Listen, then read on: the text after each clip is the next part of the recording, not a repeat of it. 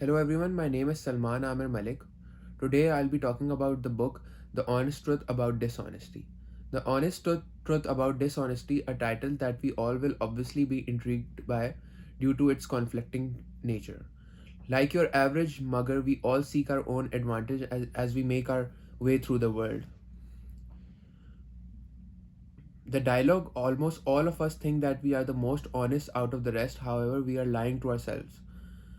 This dialogue clearly introduces the idea that despite being honest, a person would eventually seek out his own method of gaining advantage in this world.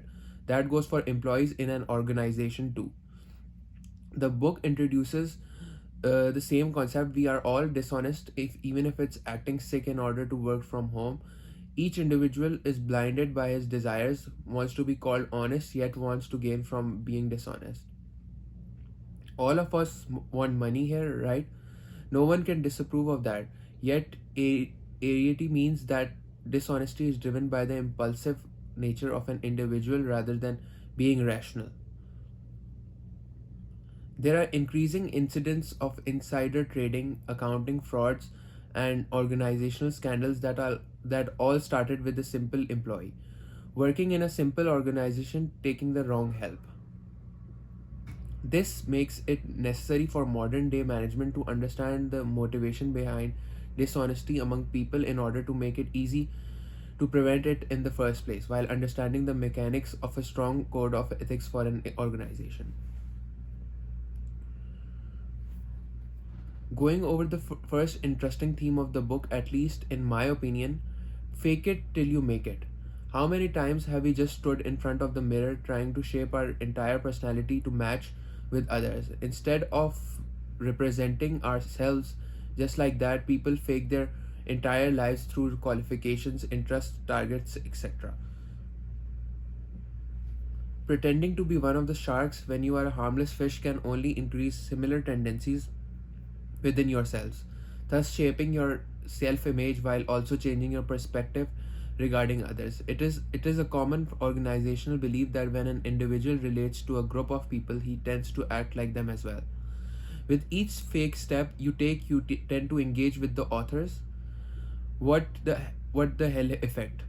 That implies that your cognitive thinking becomes to the ineffective repercussions of the dishonest act.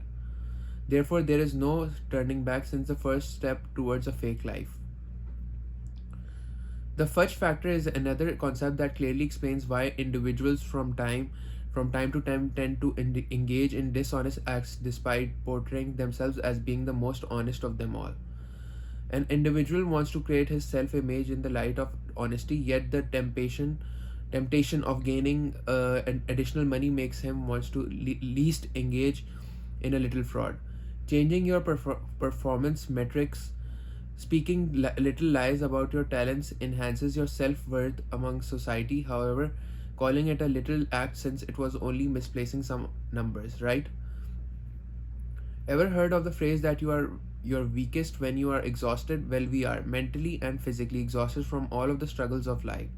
May that be stress, workload, family issues, or even the absence of a work-life balance, draining out our entire motivation and even our resistance towards temptation.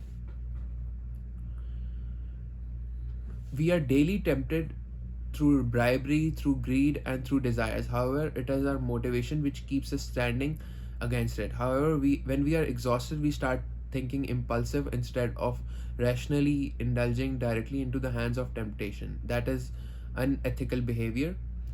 Just because we have been working in the same role for over 3 years does not mean that we would not ever be promoted. However, we tend to think otherwise, bribing our supervisors to refer our name.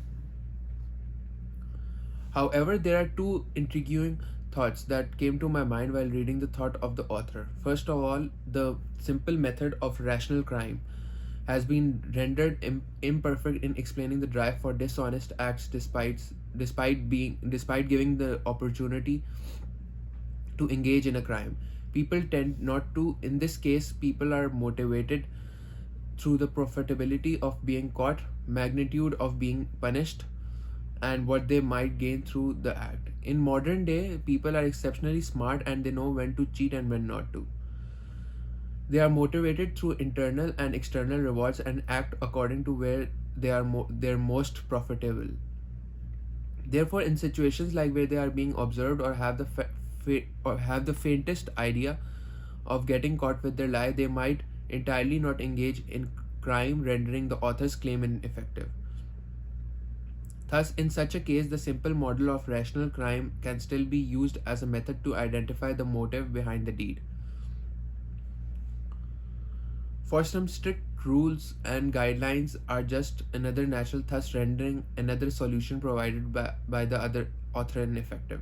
It is a common concept that wherever a strict conduct is implied, people tend to get more advanced in their methods of cheating so that they may avoid being caught, since greed and temptation would still be at play despite all odds.